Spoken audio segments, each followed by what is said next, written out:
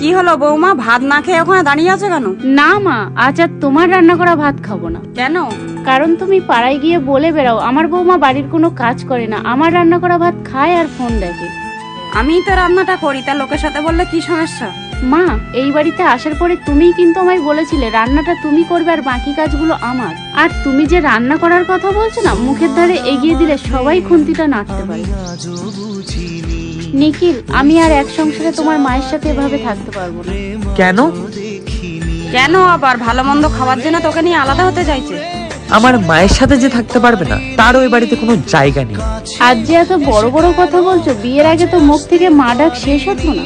বিয়ের 2 বছর হয়ে গেল, কই আমার মাকে তো একটা দিনও ফোন করে জিজ্ঞাসা করনি মা তুমি কেমন আছো। সেটা নিয়ে তো আমি কোনোদিনও কোনো প্রতিবাদ করিনি। ছেলের মা বাবাকে দেখার কর্তব্য যদি বৌমার হয়ে থাকে, তাহলে বৌমার মা বাবাকে দেখার দায়িত্ব ছেলেদের নয় কেন?